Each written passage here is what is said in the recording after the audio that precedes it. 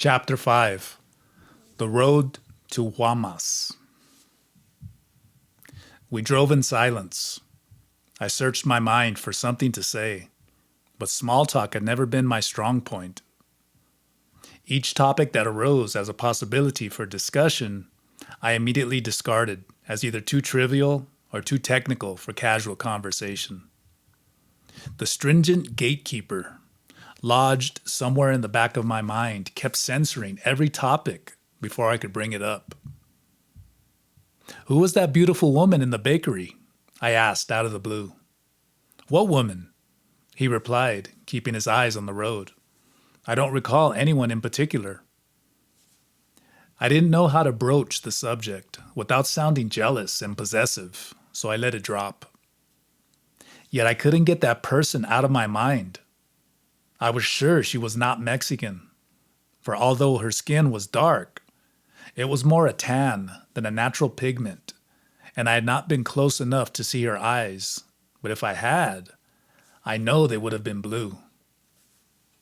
From her dress, I had the certainty that she was from the United States, and from her manner, I suspected that she and Carlos were more than casual acquaintances.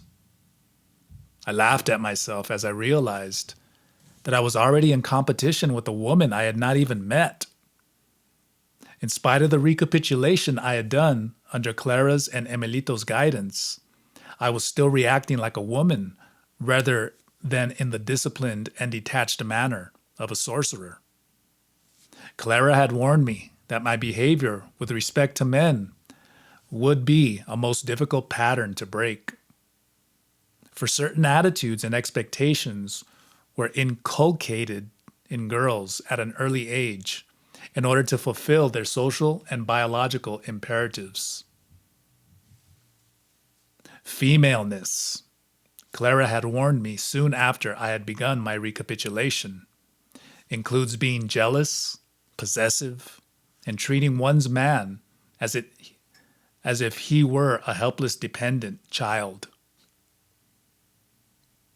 It involves the mandate that if he strays or digresses, he will have to be forgiven, for that is a lot of woman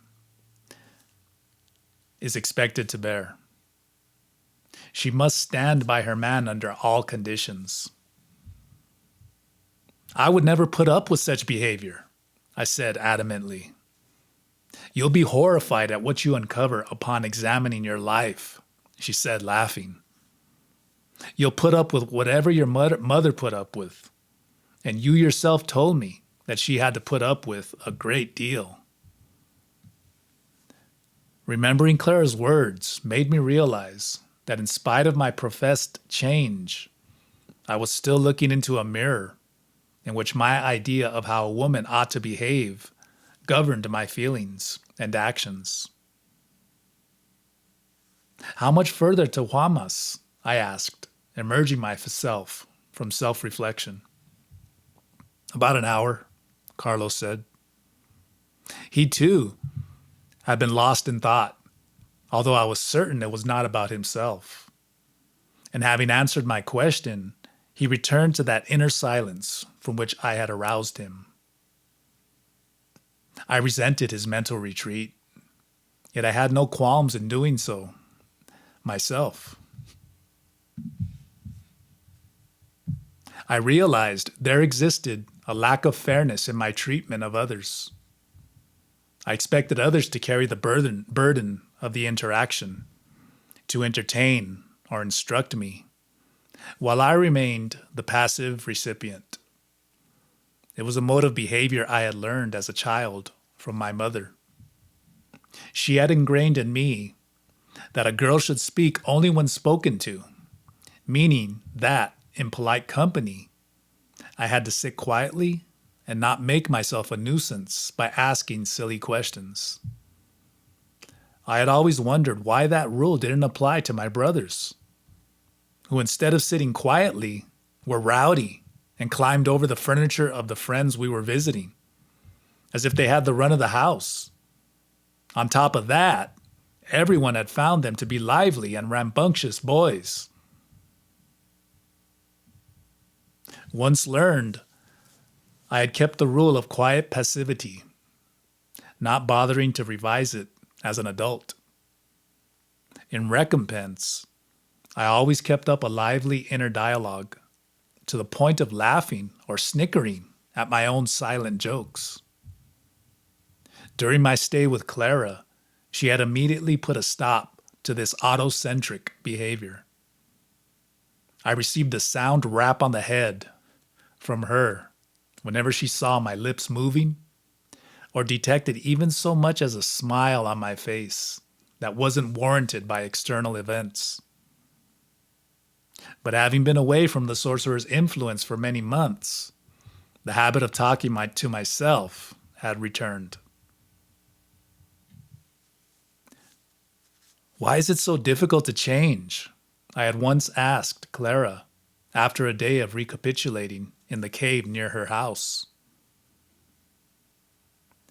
We sat down in the kitchen where she handed me a plate of stew. As we ate, she explained that the power to change depended on one's energy. She then put forth the sorcery thesis that the sexual excitation of one's parents at the moment of conception determined the energetic configuration of the infant. What exactly does that mean, Clara? I asked. If there was little or no excitation during the sex act, the child born out of that union will be as dull as a plug nickel, she explained. On the other hand, if both parents were excited, then the child will have the energy and optimism to meet life head on and delight in whatever comes his way. What happens if only one of the parents was excited? I asked. You tell me, she replied, peering at me. You ought to know from personal experience. The person gets enthusiastic for a while, and then she peters out, I admitted. One is imbalanced and unstable. Clara nodded. They know that ultimately they don't have the energy to go through with whatever they start, so they give up halfway. They never bring anything to fruition. They are defeated before they even begin. What can one do about it? I asked. They can tighten their belts and intend themselves different, she said. How do they intend themselves different? A person with little energy has to project herself out of herself. She has to link up with a different dream. She has to dream herself anew. To dream oneself anew sounds like a metaphor, I said, sighing. Is it really possible to change? It certainly is, Clara said. But first, you have to recapitulate your undisciplined life and puke it out. Then you begin dreaming a new being, one with vigor and lots of energy to spare. Little by little, you wake up the energy body until your acts and feelings match your new being. Every strong and precise act will reinforce the dreaming body, and your dream being will give power to your daily acts. In this way, you hoist yourself out of yourself on the wings of intent. Remembering Clara's words filled me with courage and optimism. I pressed a place along my left side, just above the spleen. A point Clara had said was useful for becoming alert and for getting a bit of added energy whenever one felt despondent, listless, or drowsy. I glanced at Carlos. What is the population of Hamas? I asked. Again attempting a conversation. I passed through several years ago.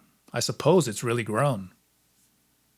Carlos gave me a curious look as if he wasn't sure I was really interested in talking about the population of Hamas. It has grown in the past few years, but I don't know what the population is. If it hadn't been getting dark, he might have noticed my lips moving as I began to repeat some power words to myself. As it was, my dismal mood was lost in the descending twilight. The darkness was settling like a gray filter covering the eyes. To the west, the sky became a deep purple with red streaks where the sun had already set. The low hills in the distance were black cutouts pasted against the gray-black sky. From time to time, we passed a few saguaro cactus silhouetted against the low hills. Their thick arms were turned upward, outstretched to the black heavens, as if they had been frozen in a posture of supplication. All the saguaro were the same. Some were taller than others.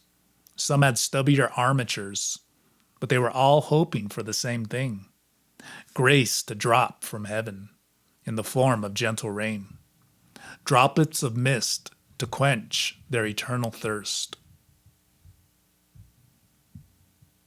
I had forgotten how noisy the night in the city was compared to the utter stillness of the desert. I rested my head against the seat's headrest and listened to the thumping of the car tires passing over the rough road. From the sounds, I could detect that the left rear tire was low, for the wheels were not evenly balanced, and an extra thump arose from that direction. It caught my attention, and the rhythmic thud lulled me into a half-sleep. I smiled at the thought that if Carlos had wanted to hold a conversation now, I wouldn't be able to come up with a coherent comment.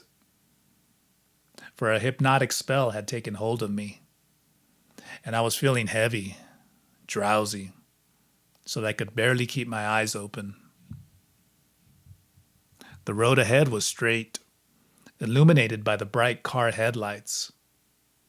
It formed a long gray tunnel that pulled my gaze into it, guided by the white center dividing line that peaked in the distance. It took too much effort to pull my eyes away from the road, so I just kept staring at the white line sucking me into a long, deep tunnel, making me drowsier and drowsier. With great effort, I shifted my eyes to the side of the road. To my amazement, the landscape had changed. The desert was gone. Gone were the saguaro cacti, the dusty shrubs, and the occasional tumbleweed that I had seen rolling along the roadside. Instead, we were driving through a forest, and I was seeing giant pine trees on either side of the road. The trees were as tall as the sky, which had disappeared in a mass of dark, piney branches. Since I wasn't asleep, I knew it was a mirage, but one that was frightening. But not one that was frightening. It rather was astounding. I let my senses explore the trees, which were becoming more and more delineated as we moved through them. Some of the trees were giant redwood with furry bark, long straight trunks, and bushy tops. They were so close together that there was no way to see beyond them, to see what was holding them up. Mirage or not, in the darkness, they seemed to be as real as the grove trees I had seen while driving in Northern California. All of a sudden, the road was curving as if we were in the mountains. Not being familiar with the landscape around Guaymas, I thought perhaps we were climbing into hilly terrain. I allowed myself to go with the scenery and didn't bother to evaluate it with my rational knowledge of the Sonoran Desert and of redwood forests. Watching the trees pass became for me a form of entertainment.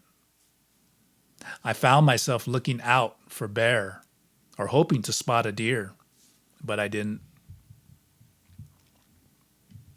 I was so intrigued with the vision that I could not tell how much time had passed. Carlos was driving slower than usual, as if he too were afraid a deer might dart across the road. I made no mention of the forest of trees that surrounded us, for I was certain Carlos would think me crazy and the scenery would disappear. Besides, I no longer had the ability to speak. I could barely think, let alone voice my thoughts. Then I stopped thinking altogether and sunk into a heavy silence, watching the trees, waiting for a phantom animal to move among them, and finally, just watching.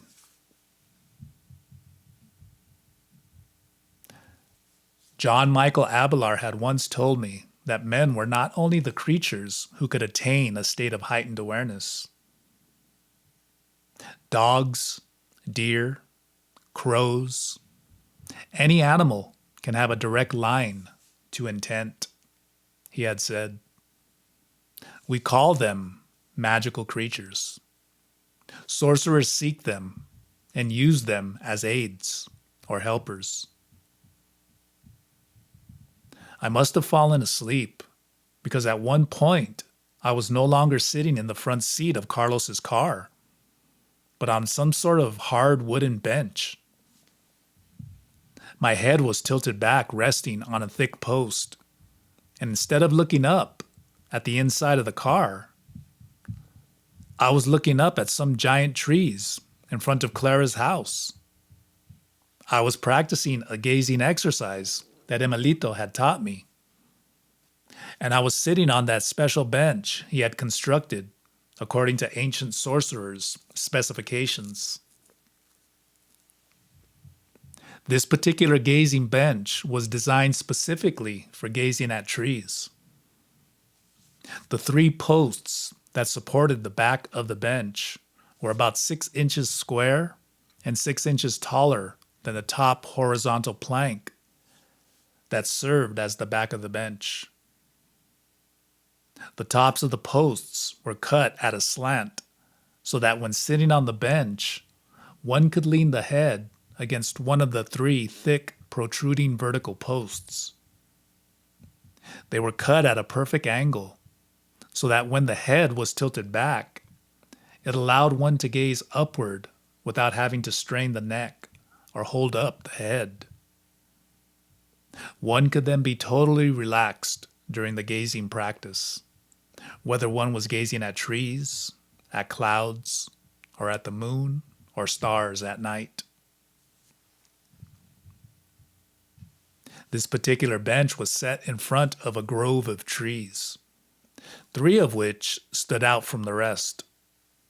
The bench allowed 3 persons to gaze simultaneously, and, if they wished, go into states of dreaming together. Emilito was sitting beside me on the bench with his head resting on the post at the other end.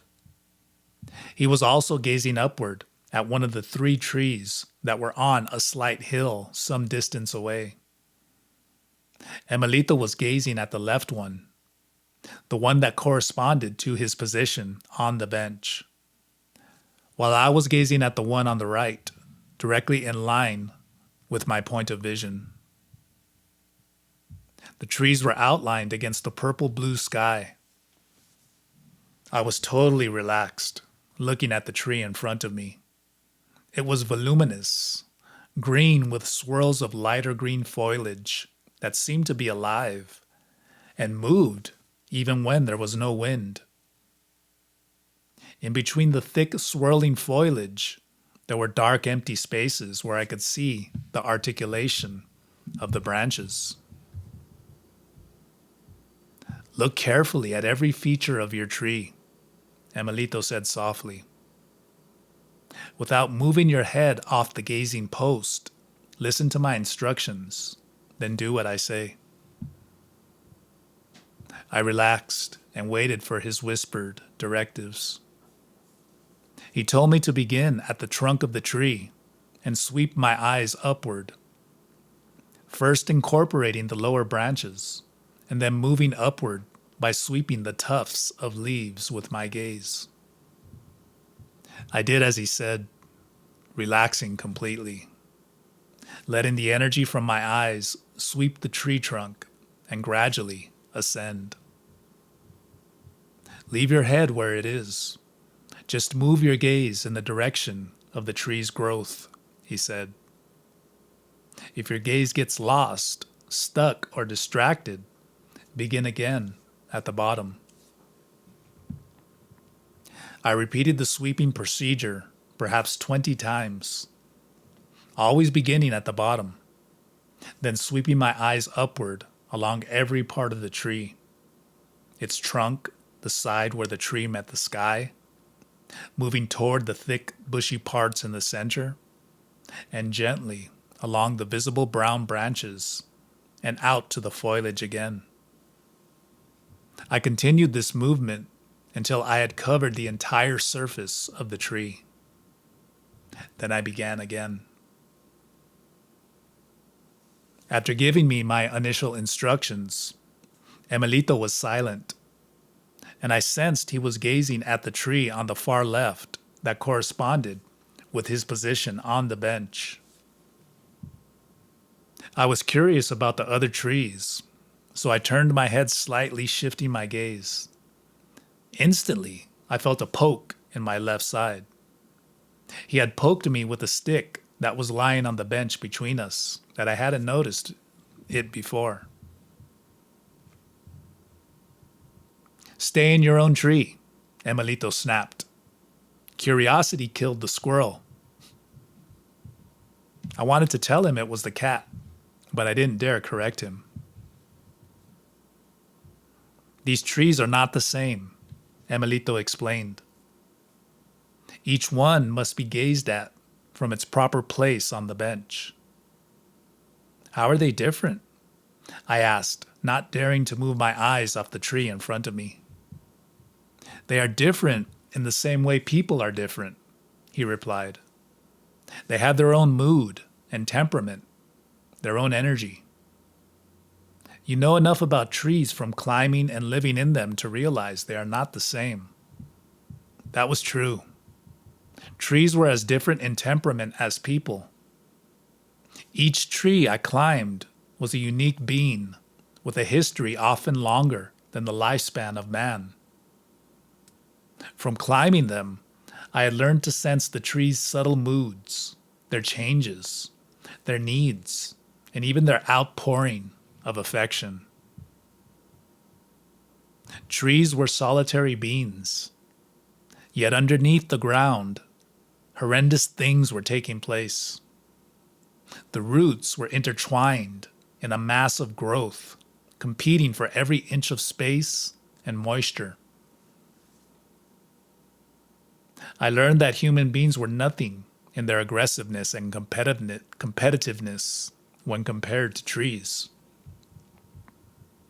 Their roots twisted and pushed and strangled each other in an endeavor to survive, going through the most intricate contortions to stake their claim to life.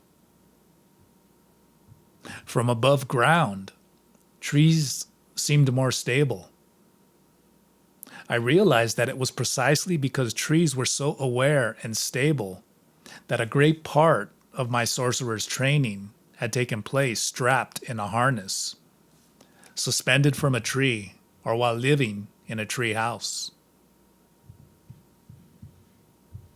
That's right, Taisha, Emilito said, picking up my thoughts. That's why you became a tree dweller. The instability of your double demanded it. You were learning how to stalk with the double. You had to stay in the trees until your assemblage point stabilized in its new position. I remembered I was not allowed to come down from the trees, except to go to the bathroom. The rest of the time I stayed up there recapitulating or climbing from branch to branch with my tree climbing gear. Whenever I wanted something to eat, I would have to shout for Emilito to bring me my food. At first, I was reluctant to shout, for I had been taught that ladies never raised their voices. But I knew from past experience that shouting was the only way Emilito would respond. I would squat and let out a shriek so loud that all the birds around me would fly off in fright. But gradually, the birds got used to my shouting and would just peer at me with one black eye, as if I were a strange bird making even stranger noises. Then Emilito would appear at the foot of the tree with a basket of food that he would hoist up to the platform where I was sitting. I too was once a tree dweller, Emilito said again, reading my thoughts. We were both a bit batty, touched in the head. Just to prove his point, he gave me another unexpected poke in the ribs. And this little branch, he added, giggling, is to make sure inexperienced gazers don't fly off into the tree or fall asleep on the bench. If I sense you flying or falling asleep, I'll poke you like this.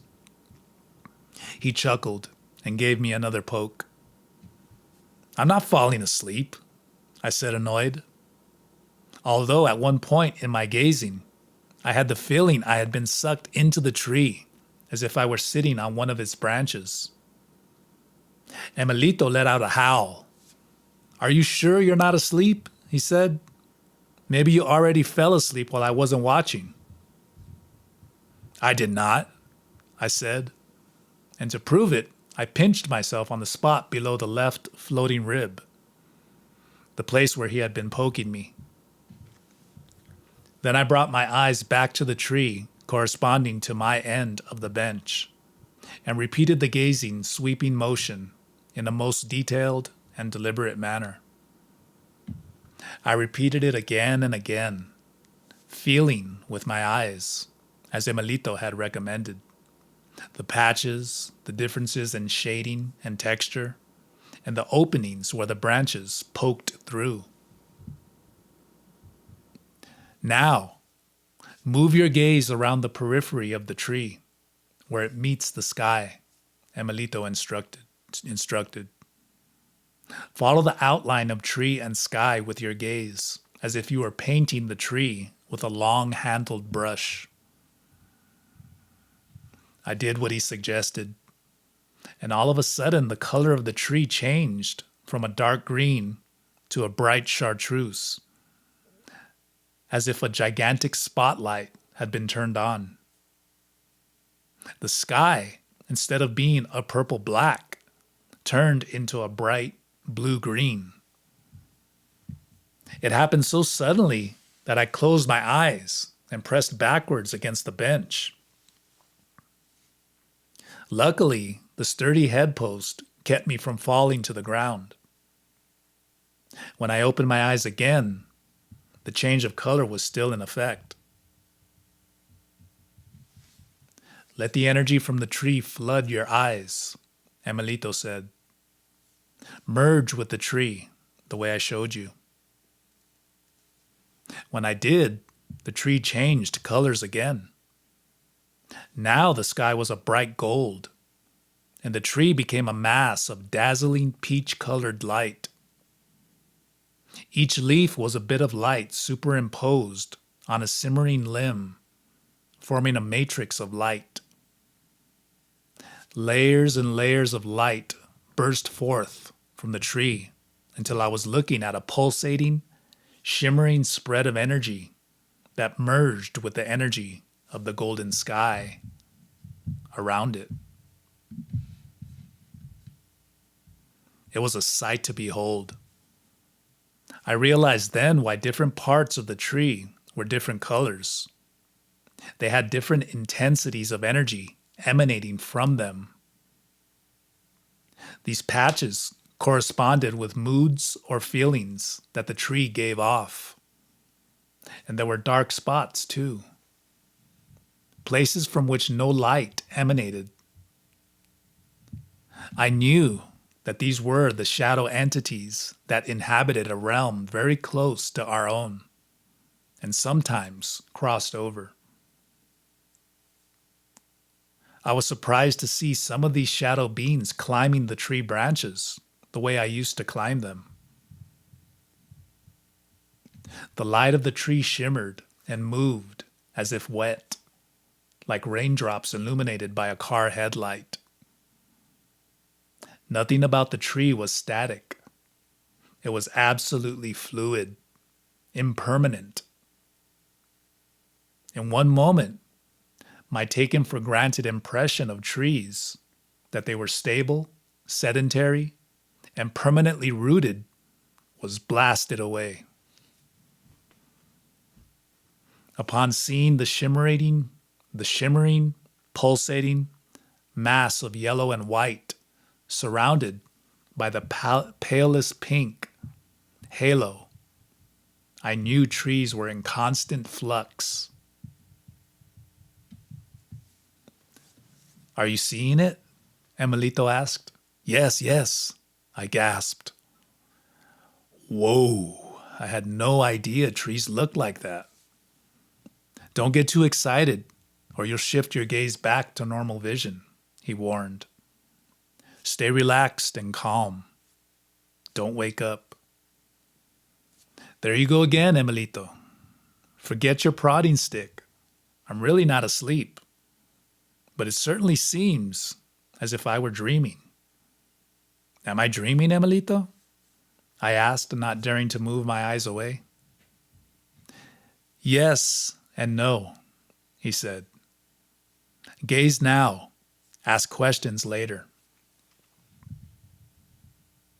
I remained still and silent, for I did not want the scene to dissipate. I feasted my eyes on the light for as long as I could. Then, as suddenly as it had appeared, the light vanished, and I was again gazing at the enormous tree in front of me. It was as if a radiant apparition had vanished, leaving behind only its familiar outward form and the memory of something stupendous, now gone.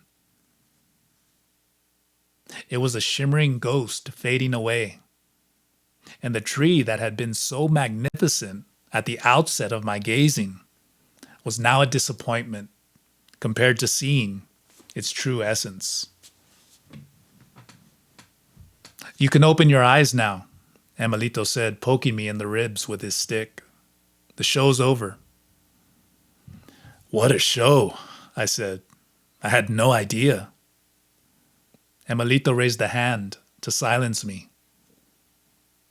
"Of course you had no idea." "Of course you had an idea," he said. "We all know how to see the essence of things.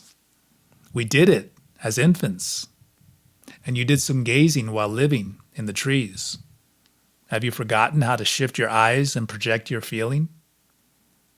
Are you looking and feeling only yourself and ignoring everything else?" "Stop, Emilito, stop," I said, remorseful for all the time I had wasted looking at myself, when I could have been seeing trees and other things. "Shallow is form. Look behind," Emilito said, feigning an Oriental accent. I had to laugh.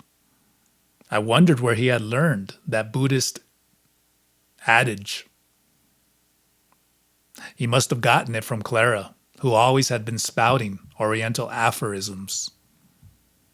"You sound like a Buddhist monk," I said. "Don't tell me you were in China too, along with Clara." Emilito smiled and nodded. "I'm the caretaker of this house," he said. "But I do get around. Someday I'll tell you my story. Or better yet, allow you to see for yourself." Emilito looked at me as if he had a stupendous secret to reveal. It gave me the shivers. He told me to examine the bench to see how it was put together, so I could construct one myself in case I ever needed to. It was fastened with pegs pushed through drilled holes. I was impressed by its sturdy yet elegant construction. This bench is a real help for gazing, I said. A great design, too.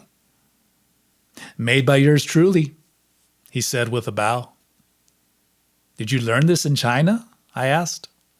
No, the idea was handed down to the Nawal's lineage from the ancient sorcerers. The sorcerers of our line have all sorts of devices and gadgets to aid them in their dreaming and seeing and stalking. The leather harness in which you are suspended is one such aid. This gazing bench is another. Of course, they are only devices that make seeing and dreaming easier. But seeing and dreaming and stalking can be done without depending on any device. All one needs is an impeccable spirit. And of course, energy stored through the recapitulation. Refraining from indulging and inner silence, so that the energetic body or double can awake. Then one can stalk with it and do all kinds of things. What do you mean by stalking with the double? I asked. What a silly question, he said, blinking at me. That's what you were doing all those months in the trees. You were solidifying your energy body and stalking the trees and yourself with it, as well as the companions that lived up there with you. What do you mean companions? I inquired. Other than the squirrels and birds, I was up there by myself, and you know it.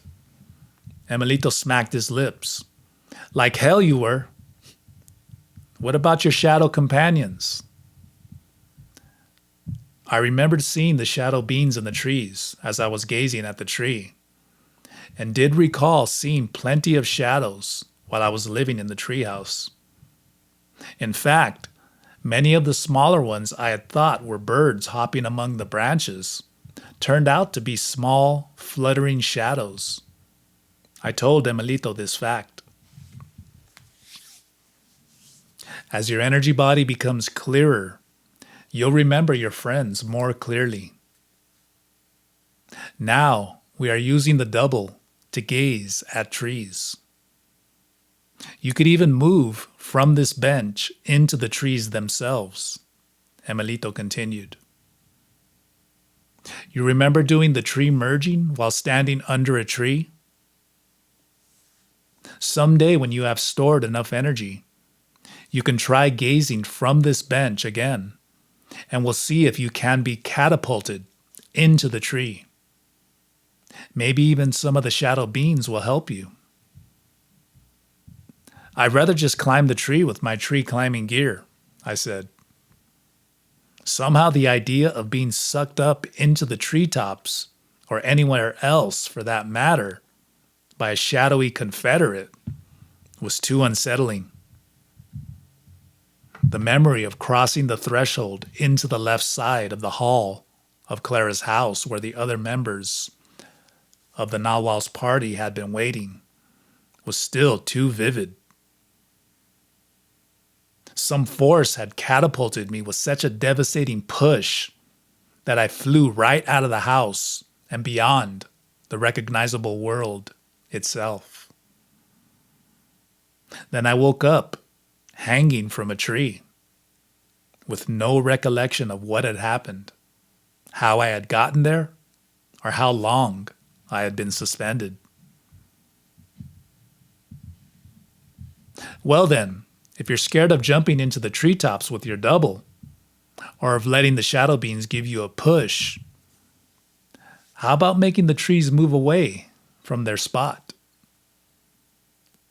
What are you saying, Emilito? That trees can move from their spot? That's right. Trees aren't what they seem at all. You saw that yourself. Once we see them as masses of light, we realize that they can merge with other energetic beings, just as we can move and merge with trees. Are you saying that trees can actually change their position? Some trees can, but not all, Emilito clarified. Just as some people or animals can get to their double. But not everyone has the energy to become aware of their other side and begin to stalk with it.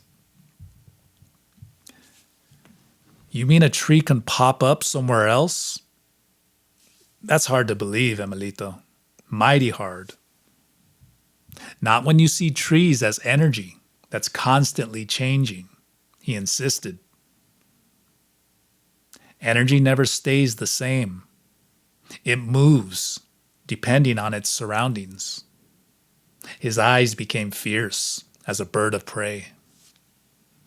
And, he added, depending on who's commanding it.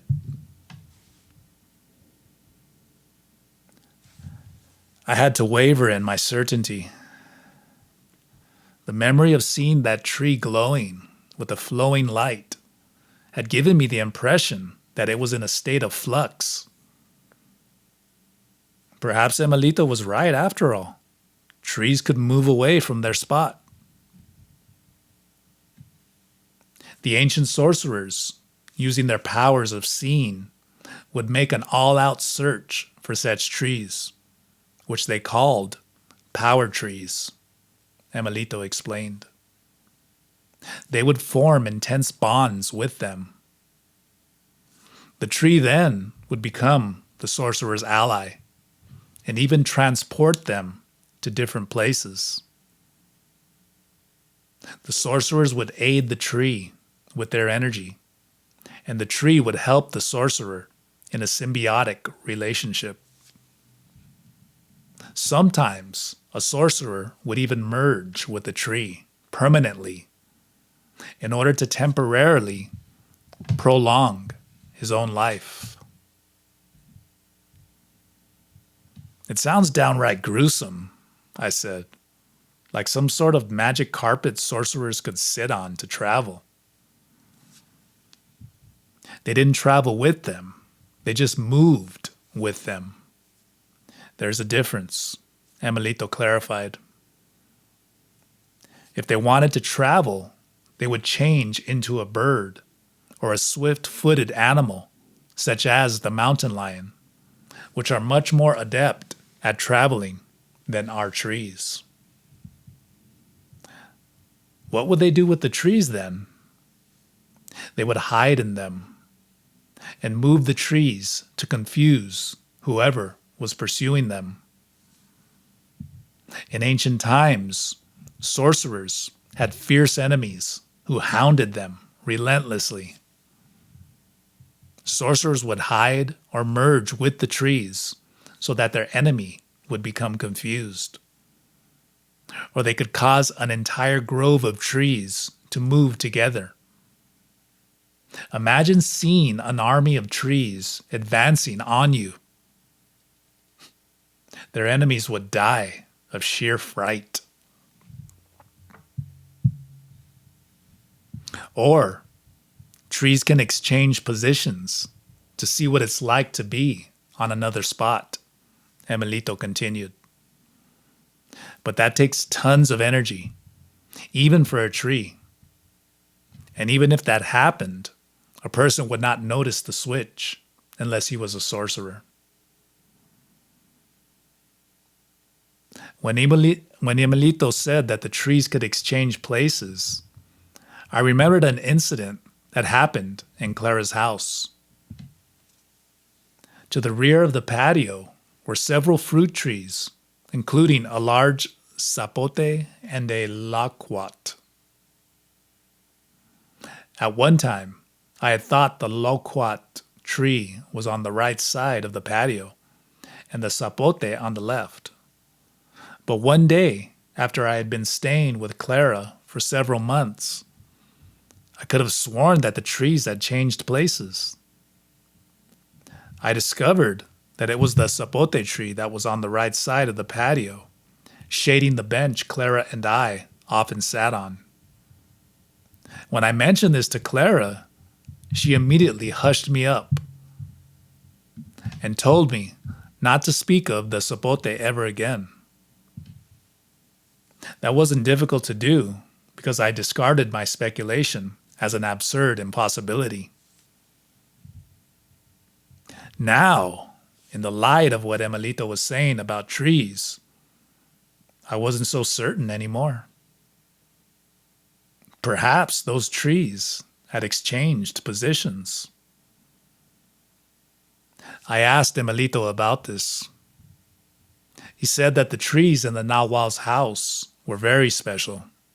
They had power, and therefore they could do whatever they liked. They could bloom out of season, bear fruit all year around, or exchange places if they wished. That's hard to believe, I said. And yet, enough talk. You've used up your dreaming attention. It's time to wake up. Rest your head against the gazing bench. What do you mean it's time to wake up? I'm already awake. You asked me before whether you were awake or dreaming. Now I can tell you that you are awake and asleep at the same time. You are awake in your double, but asleep in your physical body. He leaned toward me and gently pushed my head backwards against the bench post. I felt a prickling pressure on my forehead and then at the back of my neck and head. I saw Emilito's face so close, yet so clearly, that I began to suspect that he was right. I was dreaming. The thought of having to leave and go back to the everyday world created in me such a sadness that tears came to my eyes. I didn't want to leave Emilito and the grove of trees. I resisted waking up.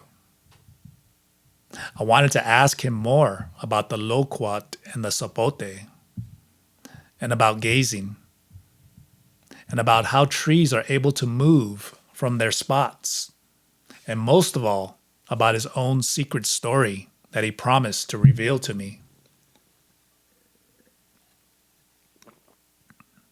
Emilito, I called, as if I were up in the treehouse, waiting for my meal. Emilito! But the scene in front of me had already shifted, and I was no longer outside Clara's house, sitting on the gazing bench. Emilito's energy had added stability to the dreaming reality, but now that he was gone, I was unable to control the scene. I could no longer see him, yet an intense longing stayed with me. Then I again felt the pressure on the back of my neck, as if Emilito's hand was pushing me against the post. And my head was bursting with a prickly energy that forced my eyes to slowly open. I first saw the car ceiling, then the dashboard, then Carlos sitting behind the driver's wheel. The headrest pushing against my neck had made it numb. The prickly sensation traveled down my shoulders and into my back, arms, and hands. I was awake, but I couldn't move. I felt like my head was made of electrified styrofoam, light and sizzling at the same time. I remained silent with my eyes open for a while longer, not moving. How long have I been sleeping? I asked, trying to straighten up. About an hour, Carlos replied. How much further to Hamas? I asked. then laughed because it was exactly the same question I had asked just before I had fallen asleep. Yet it seemed ages ago. It's just around the bend, Carlos said, as a huge hill came into view. We'll get something to eat and spend the night there. Tomorrow, we'll head east to the Yaqui towns and see what power brings us. I could detect the faint glow of the city in the distance. A shiver went through me as a dark shadow fluttered by the car for a moment, obscuring its headlights.